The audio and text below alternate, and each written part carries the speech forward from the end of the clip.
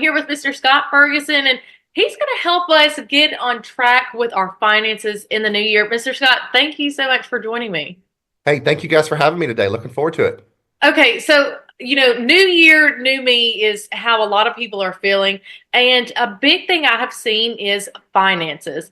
So, my question is, where do you start with your finances or even a financial goal? Yeah, absolutely. I mean, it could be daunting, right? Because money is a taboo subject. We don't like to talk about it, at least openly. It's not discussed a lot in families. And so we don't know where to start. We don't know how to begin. You got to start somewhere. So start exactly where you are. If you don't have a budget, now is the perfect time to create a budget. Figure out how much is going in each month compared to how much is going out. And what are those dollars that are going out? Where is it actually going? All right. We've got money that's going out, but we don't always know where it's going, right? We've got credit cards, we've got subscriptions. Really pay attention to where all those dollars are going because that's where you can find extra dollars in your budget that could actually be put towards other things and not make you feel so strained at the end of each and every month. And so one thing I feel like people feel a little daunting whenever you hear budget because they think I can't spend my money on the stuff I want to. So would you say like you really do need to prioritize certain things in your budget? Absolutely. I mean, and I get that. Budget is a scary word because we think it's got to be really complicated. I like the dumbest down version of a budget you can find, right? I mean, it's Exactly. truly what dollars do I have coming in and what dollars do I have going out? Now, I am going to prioritize certain things that have got, some credit card debt that's got a high interest rate. I am going to want to put extra money towards that to make that go away. Because if I don't, it's just going to continue to be there and I'm going to be paying the same credit card bill for 10 years versus I could have gotten taken care of in 6 or 7 months, right? So I do want to take care of things like that. But in that budget, it cannot be so scary and not be such a mean thing if you actually budget in some money towards fun things, right? So have a column in there that is for the fun, for going out to eat or going to movies with friends or going shopping. Budget yourself some dollars towards that so you're not feeling like you're cheating or breaking your budget when you go do those things because we only get one life to live and we've got to live it and we've got to enjoy it, but we have to balance everything out. So putting a line item in there for fun and living life, I'm absolutely all for that. Okay, so this is kind of a personal thing for me. Whenever I have cash, to me, cash doesn't count like money. I know that sounds funny, but at least with my credit card or my debit card, I can track everything. So I guess what would be a recommendation for maybe someone else who sees cash as like this free money? I get that. That's kind of been one of those TikTok trends, right? Where it's all the different types of math that are out there, Yes, right? The girl girl math, boy math. math, all those kind of things, right? We still want to consider that cash as money in that budget, right? And I get it. It is a little bit harder to track it, but I also think, at least for me and for a lot of folks, it's harder to spend cash money than it is to use a credit card. So I would actually encourage someone who's trying to stick to a budget to use more cash than I would swiping that card. Studies have shown that we're going to spend less if we have to break out the Benjamins and count them on the counter than if Okay. we swipe it. Because if we're swiping it, it doesn't really impact us. We don't feel it right now. When we go reconcile that budget at the end of the month, we're going to see it and feel it. But if we're spending that cash, we're going to see those hundreds start leaving the wallet, and we're going to say, "Hey, wait a second, I want more of those in here than less." So spending cash can actually be a good way to get you to stay on track when it comes to your budget. And I feel like in today's world, the main thing we see are influencers, and it's so easy to feel like you're lost on a trend. So, how would you navigate our world now with so many influences coming at you with you need this and you need that?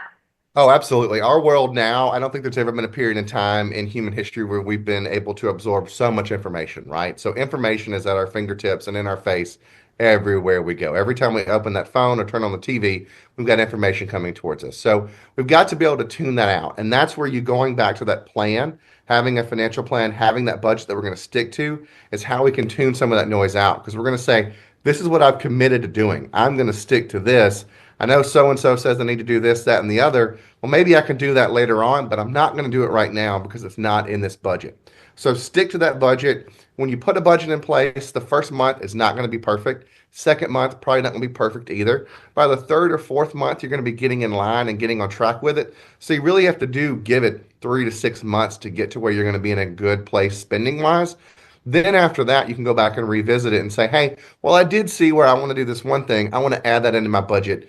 Do that at the 6 month mark. Don't try and go back and adjust it in month 1 or 2 because it's going to be all wonky and you're not going to be perfect at that process just yet. And then you're talking about budgeting, but we want to also talk about goals that you have, like we can succeed in those, correct?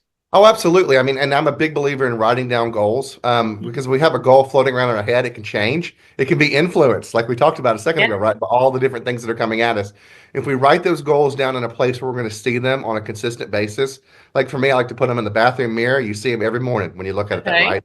So you've got your goals. What do I want to achieve financially in the next 6 months? What do I want to achieve a year from now, 5 years from now, 10 years from now? All those things, it seems kind of crazy to think 5 and 10 years out, but you've got to be doing that to make sure that you've got that money mindset now to get you to where you want to be 3, 5, and 10 years down the road. So a 6 month goal could be I want to eliminate all of the subscriptions that I'm not using on a consistent basis.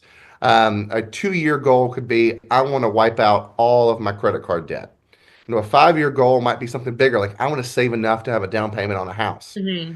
all those kind of things, but you're seeing it every single day. So you're reinforcing it to your mind by looking at those goals written down. If they just float around up here, they're going to change. And there's also no way for you to track or judge yourself. Am I on pace of getting there? Because we said 3 months. Well, did we start that last month? Are we starting it next month? If we write it down, it becomes concrete. And let's talk about investing. I feel like a lot, I see this a lot on social media. And especially I feel like it's targeted a lot towards young people, especially my age. If we kind of get our goals on track and we feel in a comfortable space, are there anything that you would suggest maybe to invest in at that Oh, point? I mean, investing into a certain thing is very hard to pick from one individual person because we're all so different. But just based on being a young person, there is no better time to get started investing. We all think of folks that have a lot of money. We think of the folks that have saved and accumulated wealth over their lifetime. It's hard to say, well, how did they get there? We almost feel like they started with that money, right? And some of them did, but a lot of them didn't. But how did they get there? By incrementally setting aside and investing money on a consistent basis. Whether it's $25 a month, $100 a month, whatever it is, consistently lock that in. Add it to your budget as another line item, right? Where we've got the power bill that goes out every month. Well, I'm going to put $100 into my Roth IRA every month, no matter what. Consistently doing that, making it automatic, will create that small little snowball. It's kind of funny with the winter weather we've got going on Hmm. around here lately, right? But that snowball gets bigger and bigger as time goes by you consistently adding to it. And small amounts can turn into very large amounts with time. And I guess lastly, if anyone feels overwhelmed, then we can just come to you. I mean, that's what I'm here for. There's a lot of other folks that do financial planning and give advice in the area. Of course, our team at Financial Concepts would love to help. But this is what we do day in and day out, is helping folks figure out where they are and where they want to be. And then it's our job to help them create that plan to get from point A to point B. Well, thank you so much for joining me. And guys, we will be right back after the break.